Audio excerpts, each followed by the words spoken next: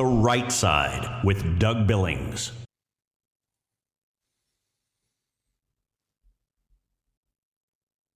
All right, ladies and gentlemen, welcome to my show, The Right Side. Doug Billings here with you. Today on the program, this isn't about Minneapolis, all right? It's about what happens when the rule of law meets political resistance, because a nation that can't enforce its borders can't protect its citizens. It's that fundamental, and a republic that won't defend its laws won't remain one. It's that simple. Ladies and gentlemen, today on the program, all of this, a deep dive into Minneapolis, to Minnesota, and the kook radical liberal fringe. The Right Side with Doug Billings is now upon you. Are you ready? Let's go. The Right Side with Doug Billings. Hey everybody, my name is General Mike Flynn, and I'm here to do a big shout out for my great friend and one of the best in the business, Mr. Doug Billings. Right Side with Doug Billings, Right Side with Doug Billings. Doug is the future of the airwaves when it comes to independent broadcasters and podcasters. He is the new Rush Limbaugh. He's exactly what America needs right now, looking for honesty, looking for wisdom, looking for truth, looking for patriotism. Listen to Doug Billings at Right Side with Doug Billings. God bless you and God bless America, and thank you. Ladies and gentlemen, we are winning. We're winning, winning, winning. Welcome to The Right Side with Doug Billings. Are you ready? We are not liberal snowflakes who melt away in the face of tragedy, adversity, and challenge. We are a covenant nation under God, and His divine providence is not dead and it's not gone. It is living within each and every one of you. And you will bring it to life in such a way that the world has never seen before. We never back down. We never give up. We march forward.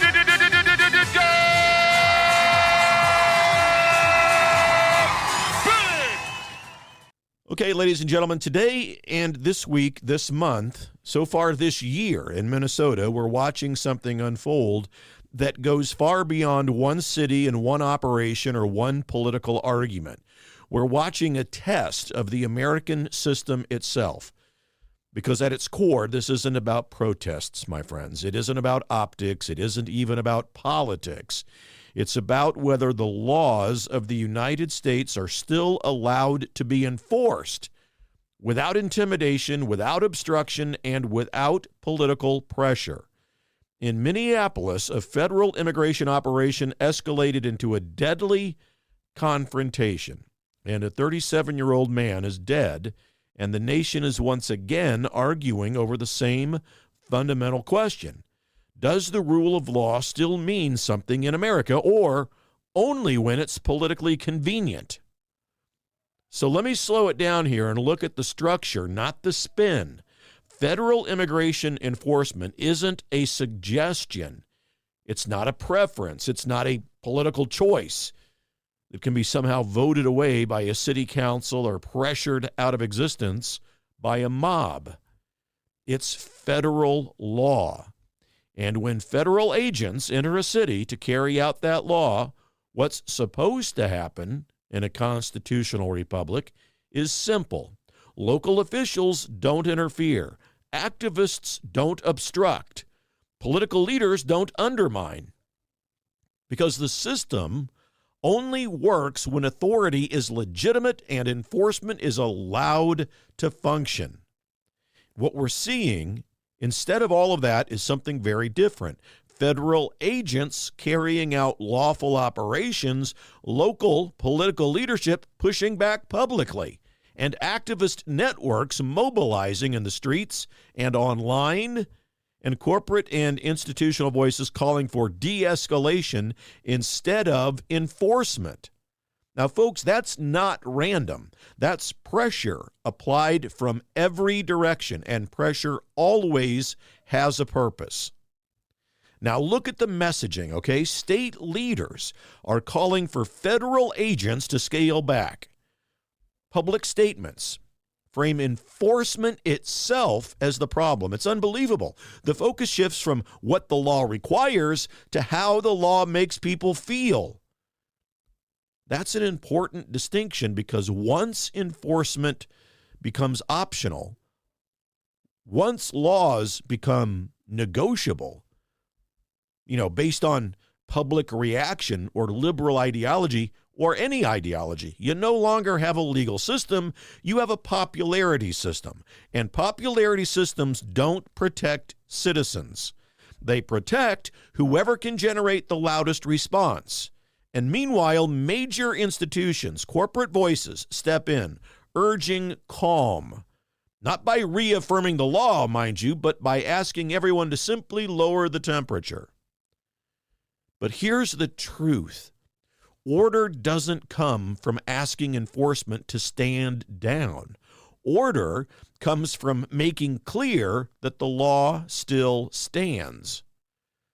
Now we're seeing something even more concerning. Online calls for confrontation, language about resistance, rhetoric that frames federal law enforcement as enemies instead of public servants. I'm going to be absolutely clear, and there's no ambiguity here. The moment that people are encouraged to physically oppose law enforcement, the Republic is no longer debating policy. It's testing stability. That's how systems break, ladies and gentlemen. Not all at once, but with moments, and not dramatic ones, a slow normalization of the idea that laws only apply when you agree with them. You'll hear this framed as a clash of perspectives. One side says it's about community impact. The other says that it's about public safety. But the Constitution doesn't operate on perspectives. It operates on authority, on jurisdiction, on law. And federal government is explicitly granted power over immigration. States don't get to nullify that. Cities don't get to veto that. Crowds and mobs don't get to override that. That is not an ideology, ladies and gentlemen. That's basic American civics. Oh, but you wouldn't know that because the radical liberal agenda doesn't allow civics in the classroom. And when a nation forgets that difference, what replaces it isn't freedom, it's fragmentation. Part of the radical liberal goal and agenda for this country is division and fragmentation. This isn't about Minnesota. This is about whether America remains a country where laws are passed by representatives, enforced by legitimate authority, and upheld even when they are unpopular. Because the alternative isn't compassion. It isn't justice. It isn't progress. The alternative is selective enforcement, and selective enforcement is the fastest pathway to a two-tier system. One set of rules for those who comply, another for those who resist loudly enough. That doesn't lead to unity, ladies and gentlemen. It leads to permanent conflict. And here's the standard that this republic was built on.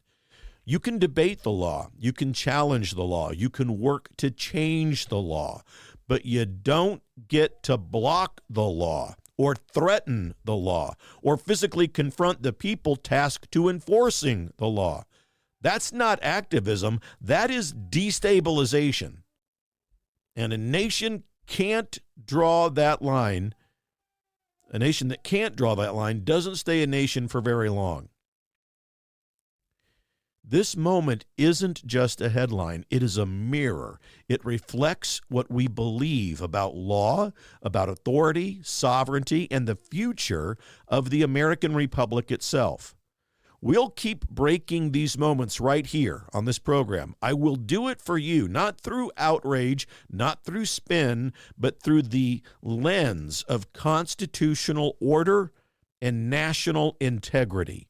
Please follow me where you're watching this. X, YouTube, Facebook, all of it. On YouTube, make sure you follow the channel at The Right Side Doug Billings. Ladies and gentlemen, we are in this thing together. I want you to believe it. For the Republic. Cheers. The Right Side with Doug Billings. Hi, everybody. Welcome to the set of my show, Doug Billings. Hey, my good friends at EMP Shield, that's electromagnetic pulse, in case you're from Raytown, Missouri. Electromagnetic pulse could wipe out your home electrical system, could wipe out your vehicle. And thanks to the radical liberal agenda that was put forth under Administrator Biden and Vice Pretender Harris, there are lots of people in this country who want to do us harm. And maybe an EMP device would be their chosen weapon. But EMP Shield gives you a device that can protect you. This little baby here goes on your home outlets, a computer, a router, whatever you want to protect. And then they also have a larger model like this. You can still hold it in the palm of your hand that goes on your vehicle battery so that you can get out of trouble from point A to point B. EMPshield.com. Promo code Doug, ladies and gentlemen. Save yourself. Save your property. EMPshield.com. Promo code Doug. We're in this together, folks. Believe it. For the Republic. Cheers. The Right Side with Doug Billings.